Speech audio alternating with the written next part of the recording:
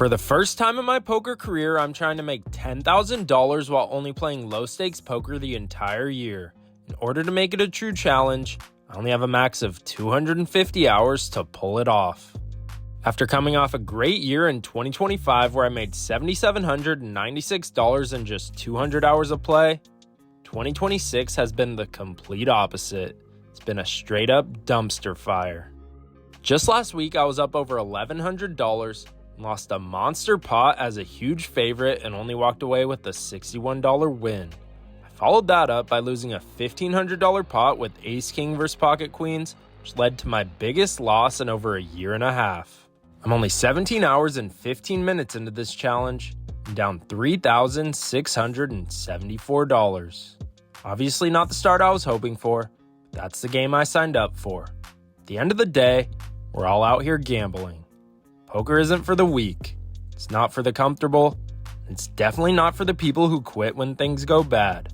When you get punched in the mouth, you have two choices. You could walk away or you could get back up. As long as there's a little money in my pocket, there's only one option. Get back up and flip this challenge around.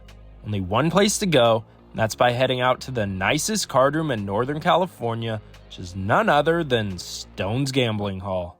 But before we get started, I gotta announce that I have some huge news coming soon, and Instagram gets the first look. Make sure you follow me at NorCal Poker so you don't miss out. It took forever to get a seat today, but when I finally did, I hopped into the 1-2 game and bought in for the max of $300 and wasted no time before getting in on the action. In our first hand of the day, I'm in early position and look down at a pretty good starting hand in pocket nines. I raise it up to $10, and action folds all the way to the big blind who puts in a 3-bet to $35. Folds back to me. I think there's only one option, which is to call and see a flop in position.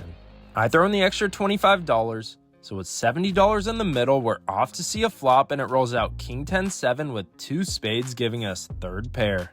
Obviously not the best flop, but now our opponent decides to start off with a check.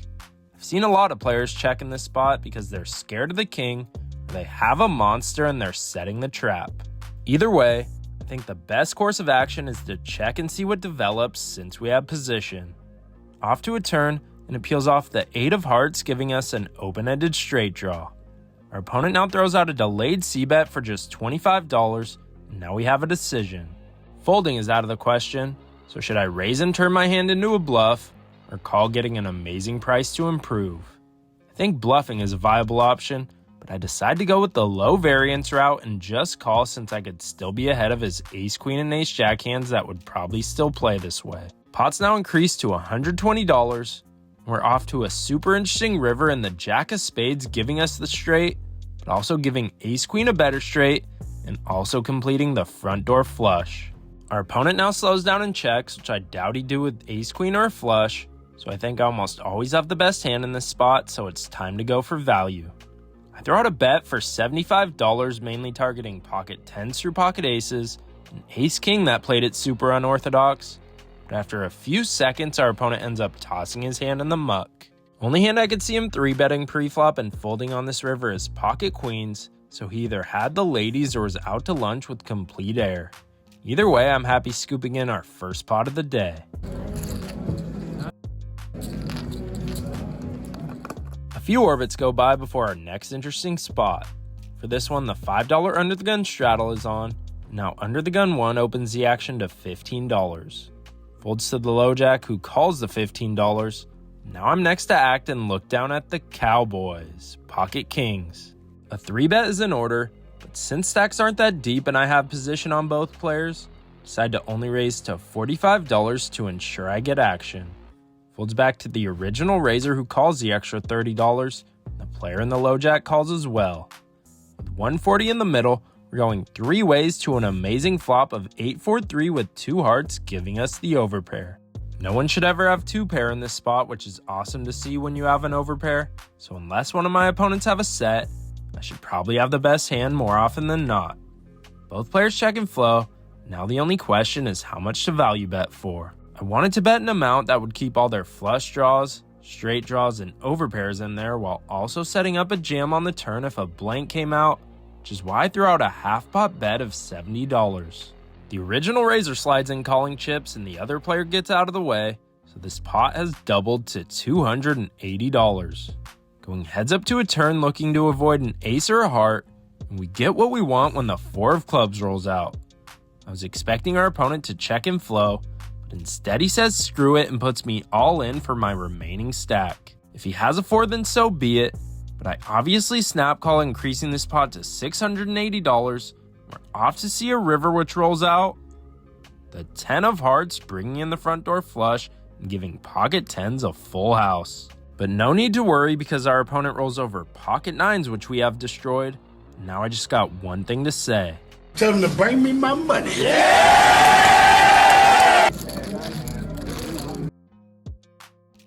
We followed that hand up by winning a decent little pot with king-queen offsuit before our name got called for the 1-3 game, so we racked up and headed over. We bought into this new game for the max of $1,000, and unfortunately things didn't get started on the right foot. I lost $165 calling a 4-bet in position to a crazy action player with ace-jack of clubs, but the flop came out all low hearts, forcing me to fold. I then missed 3 set mining operations with these small pocket pairs. The beauty about them is if they hit a set, then they make you a ton of money, but if you don't, then it's almost impossible to show them down as a winner in a sizable pot. After losing some money with those pairs, I then get involved in a hand that I guarantee you don't see too often. I throw on the $6 straddle to try and keep the action going. 5 people call the $6. Now action's on me and I look down at 10-6 offsuit. Some may argue that this hand might be worse than 7-deuce offsuit. There's only one way to find out. I check my option. We're off to a flop 6 ways and it rolls out 10-5-3 all spades, giving us top pair shit kicker with a 6-high flush draw. I don't see a point in leading out because I want to try and pick up free information, so I check and action gets checked through. Still going 6 ways to a turn, and it peels off the 5 of hearts, pairing the board.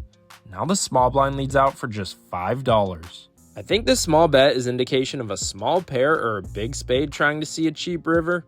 And even though I have a garbage top pair, I can't let them get away with this, so I raise to $20. Now a player in early position calls my raise. I think his range is pretty simple. A better 10 or a big spade trying to hit the flush and not much else. Folds over to the small blind who also calls the $20, increasing this pot to $90. I have zero clue where I stand. I think one of them has a big spade and the other probably has me out kicked, so I'm basically done with this hand.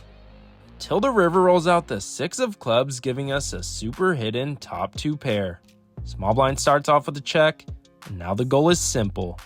Since a missed flush draw is never calling any size bet, the goal is to bet an amount that a 10 will call, which is why I settled on a bet of $50. I was expecting action from at least one of them, but both players fold and we take it down. Just a quick PSA as to why you shouldn't limp pre-flop very often, because you might allow 10-6 offsuit to get in the mix and lose a massive pot. I played for a bit longer, missed a set mining operation with pocket 6s again, and then went completely card dead, but don't worry because day 2 is packed with action, so let's get to the outro. I played 2 hours and 15 minutes of live poker today and profited $203 for my biggest win of the year. Kinda sad to say that, but hopefully this small win changes our luck around. For day 2, we bought in for the max of $1,000 and got started right where we left off from last session. For this one, I throw on the $6 straddle and 4 people call the $6 before I look down at 8-6 offsuit and obviously check my option. Going 5 ways to an amazing flop of 10-9-7 rainbow, giving us the flop straight and the second nuts. Big blind decides to lead into the field with a super small bet of just $7. And I don't like just calling here because there's so many bad turn cards that could kill our action, and I want to take over the betting lead. So I make it $20 to go. The button puts in the call, and the big blind throws in the extra $13, increasing this pot to $90. Going 3 ways to a turn, and it peels off the 7 of diamonds, pairing the board and bringing in a possible flush draw. Big blind checks and flow. I'm not too worried someone has this beat, so I continue the aggression with the bet of $50. Once again, both players decide to come along for the ride. At this point, I think someone has a strong 10, while the other player probably has a pair plus straight draw with an 8 in it. Still going 3 ways to a river, and it peels off the 5 of hearts, which I'd love to see because the backdoor flush draw bricked out. If I already had the best hand on the turn, then this shouldn't change anything. Big blind checks again. Now the only thing I'm focused on is to bet an amount that I could get action from a 10. So I throw out 6 green chips for a bet of $150, which the button wants no part of. But the big blind is all about it and puts in the call for less. I roll over my hand, and it's the winner because the big blind tosses his hand in the muck. Remember just a few minutes ago when I said you shouldn't limp very often because you might let a trash hand in for cheap to scoop a big pot? Well, this is the perfect example.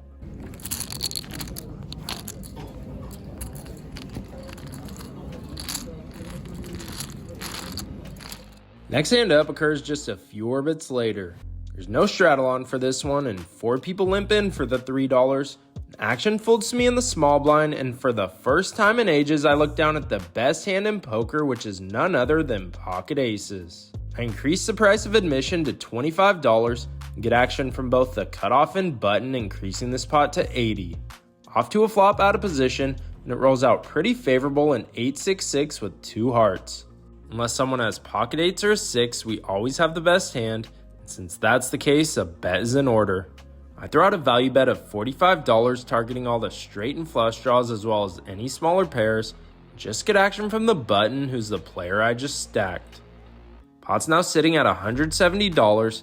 We're off to a turn which peels off the jack of spades. I think I should still have the best hand here more often than not, and I wanted to bet an amount that any 8 will continue with as well as all the draws, so I settled on a bet of $80. Our opponent snap calls, which to me screams that he has a draw. I can definitely see him having a heart draw, 10-9 or 7-5 for the straight draws, and possibly a hand like Jack X of hearts that picked up a pair on the turn. Keeping that in mind, we're off to a river, and it peels off a super interesting card in the 9 of spades. 7-5 gets there for the straight, and the backdoor flush completes, but all the heart draws bricked out, and some of his hands might have hit 2 pair. Even though I think there's merit to targeting 2 pair, I think it's best to check and allow our opponent to bluff a missed draw or overvalue a weaker hand. So I check, and now our opponent throws out a bet of $100 even. Not loving this spot, but I peeked at my cards to see if the ace of spades was in my hand, and since it was, this eliminates a ton of his backdoor flush possibilities. I also only have to call $100 to win a pot of $430, so given he could be bluffing or value betting with worse for that price, I put in the chips and he shows 7-5 of spades for the rivered flush. Son of a bitch! Getting your aces cracked sucks. What's even worse is when you end up in the negative from it. I followed that hand up by getting dealt some awesome hands, but losing $50 with ace king, $25 with pocket 8s by missing another set, and $45 with queen jack of spades, so despite being up early, I'm now stuck around $220 and this month from hell continues. Looking to try and flip the script when there's 4 limps, when action gets to me in the small blind, I look down at queen 9 of hearts. Sitting in the worst position possible and up against 4 people, this hand isn't good enough for a raise, so I overlimp, and the big blind checks his option. Going 6 ways to a flop of jack 7-4 with 2 hearts, giving us a queen high flush draw. I don't see a point in leading out, so I check. Under the gun throws out a small bet of $10. Under the gun 1 calls, button calls, and now action's on me. On this specific board, I don't think 2 pairs should ever be represented. If someone had a set, I would have seen either a bigger flop bet or a raise at some point, so I think the best hand someone could have is a weak jack. So instead of just calling for $10, decide to put our opponents to the test with a raise to $60. The player who started the betting tosses his hand in the muck, but the player next to act puts in the call. Button gets out of the way, so now let's try to figure out what he has. I don't think he's ever calling my raise with a 7 or 4, especially with the player left to act, so I think at best he has a mediocre jack, a hand like 6-5 for the straight draw, or a heart draw like us and not much else. Keeping that in mind, we're off to a turn heads up, and it peels off a super interesting card in the ace of diamonds. Unless our opponent specifically has ace X of hearts, which already had us dominated, I think it's a beautiful card to keep barreling because he should never have ace-jack in this spot since it would have raised pre-flop. So I decided to use it as a scare card and put all his mediocre jack-x hands in a tough spot by throwing out a bet of 105. Without much thought, our opponent quickly folds and we take this one down with just queen high. Even though things haven't started out great this year, can't lose my aggression and still gotta make the best play possible each and every hand. I then get dealt pocket sevens in a bomb pot and once again fail to hit a set till we get involved in another unique spot. For this one, there's 4 limps. I'm in the cutoff and look down at ace-jack offsuit. Price to play is about to increase, so I make it $25 to go, get action from the big blind, under the gun, and hijack, increasing this pot to $100 even. Going 4 ways to a flop in position, and it rolls out queen 10 8 all spades, giving us the nut flush draw with a double gutter because any 9 or king will give us a straight. Pretty monster flop without having anything yet. So when action gets checked to me, I throw out a half pot bet of $50 and just get called by the player to my right who we've been battling with all morning. Pot's now doubled to 200 even. We're going heads up to a turn and it peels off the best card in the deck in the 6 of spades, giving us the second nuts. I was expecting our opponent to check and flow. Instead, he does the last thing I was expecting and goes all in. I obviously snap call and fast roll my hand. When he sees what he's up against, he says he's drawing dead, which we love to hear. River is irrelevant. We scoop in a solid pot to get us back over the even mark. Now that we're back in the positive, hoping we could stay there the rest of the session. In this next hand, there's 2 limps, and I'm on the button, and for the second time today, look down at the best hand ever created in pocket aces. I raise them up to $20 since this table isn't afraid to get in the mix. Now the small blind decides to put in a 3-bet to 65. Folds back to me. Now I have to figure out the best course of action. This specific player doesn't 3-bet light from the small blind, so I'm basically putting him on jacks plus, ace queen or ace king. The last thing I would want is to lose him, so I decided to put in a small 4-bet to $150, forcing him to continue with his entire range. I was expecting him to call, but now he does the last thing I was expecting and goes all in for $592 total. I obviously snap call and show him the bad news. He shows pocket kings for the ultimate pre-flop cooler. If I win this one, then I'll be up piles. But if I lose, then the worst downswing of my life continues. There's $1,200 in the middle, and we're off to see a run out. Flop is safe when it rolls out queen jack 4 rainbow. Turn isn't the best when it peels off the 9 of diamonds, giving our opponent additional outs. The river is the 6 of spades, and we avoid disaster. Feels nice to finally win the big one and be up huge on the day. After winning that massive pot, we get right back in on the action with the local famous $15 bomb pot. Everyone at the table decided to join the party, which we love to see. I'm in the small blind and get dealt 4-3 offsuit, going 9 ways to a flop of 10-6-5 rainbow, giving us an open-ended straight draw. I don't see a point in leading into 8 people with 4 high, so I check. Now the player to my left in the big blind throws out a bet of 40. I guess this flop seems appealing because 3 people called the $40, and now action's on me. I debated putting in a bluff for a second, but it'd be a better play if I was suited and had backdoor flush draw possibilities because I could barrel a ton of turn cards, but since I'm unsuited and out of position to the entire field, I decided to just call, getting an amazing price. There's now $235 in the middle. We're going 5 ways to a turn, and it peels off the best card in the deck and the deuce of diamonds, giving us the nut straight. I debated leading out for a second, but since this was a rainbow board, I don't need much protection. I wanted to see what our opponents did, so I check, and the big blind to my left throws out the same small bet of $40. Under the gun puts in the call, but now the player next to act goes all in for his remaining chips, which I love to see. But now something even crazier happens because a player in middle position rejams all in, and I don't know what the hell is going on. Folds back to me, and I have everyone at the table covered, so I don't know what to do. Either flat call or go all in. I figured both options show major strength, so might as well charge all the sets in 2 pairs by going all in myself. Other 2 players get out of the way, and everyone decides to roll over their hands. Player in early position shows 10-6 offsuit for top 2 pair, and the player in middle position shows 4-3 offsuit and has the same hand as us. I'm currently in the midst of the worst month of poker in my entire life. If I lose this hand, then the month from hell continues. If I win with a chop, then there might be light at the end of the tunnel. I'm looking to fade 4 outs and 4 outs only.